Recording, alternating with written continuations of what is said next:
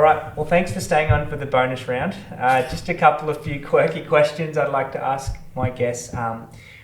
What I'd love to know is when you go out from here in your community here in Toowoomba, what's your go-to order at a restaurant? What's your go-to? Oh dear, now that's interesting, but I'm a bit of a steak man, breeding Angus cattle. I don't mind steak. I love pork because we were in the pork industry there at one stage. Yeah. I like meat. There's nothing fancy about what I eat. Meat and free veg kind of guy? Yep. Went to an Indian restaurant last night with some friends. Don't mind that for a change. Yeah. Yeah, so good old steak. What's your favourite cut of steak? Maybe I should ask that. Well, T-bone. But they're getting too big. They tried to make me eat a 550 kilogram T-bone the other night. Too much for Paul. What are you curious about right now? What's something that's just piqued your curiosity?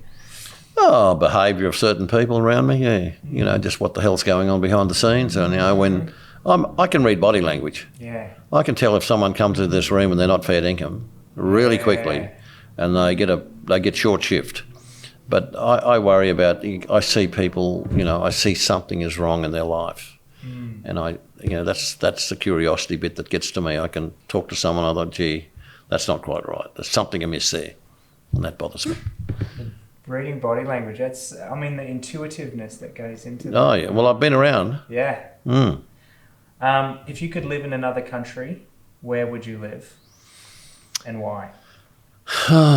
Gee, probably New Zealand. I think it's very similar to us, and it seems to be a pretty good country. I really don't want to live in another country.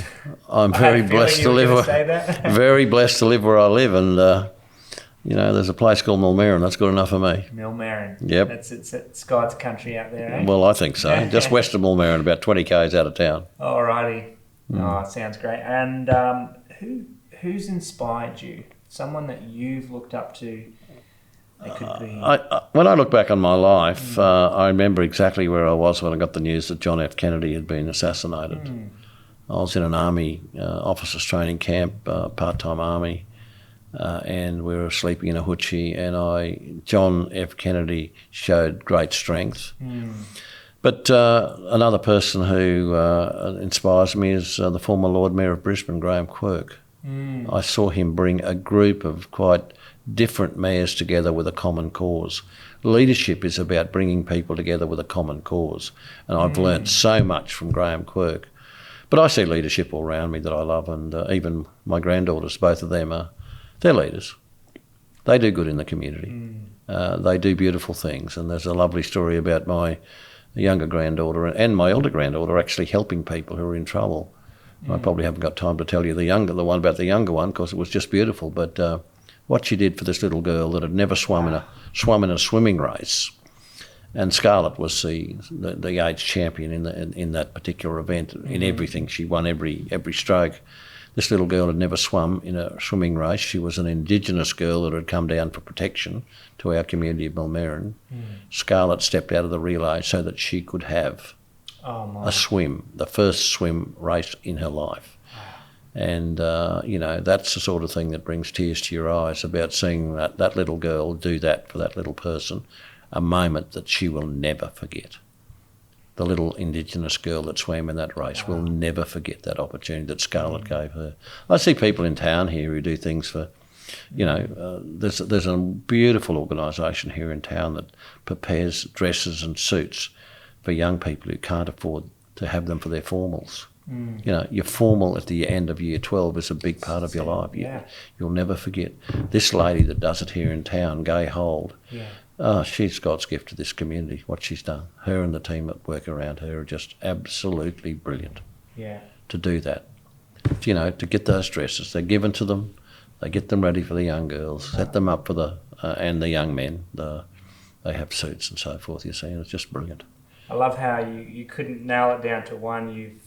I see so much. And I haven't begun yet. You haven't got enough time for me to tell you the whole story. Last question.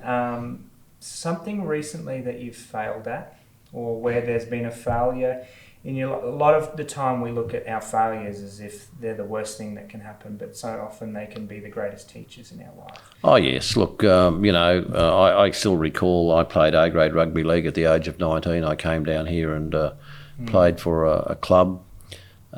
We worked all through that year. I played the whole season, never missed a game. We came second in the grand final, and that's last as well as second. Yeah. But, you learn so much from any failure. I think playing sport for young children, young people, and not winning all the time is valuable.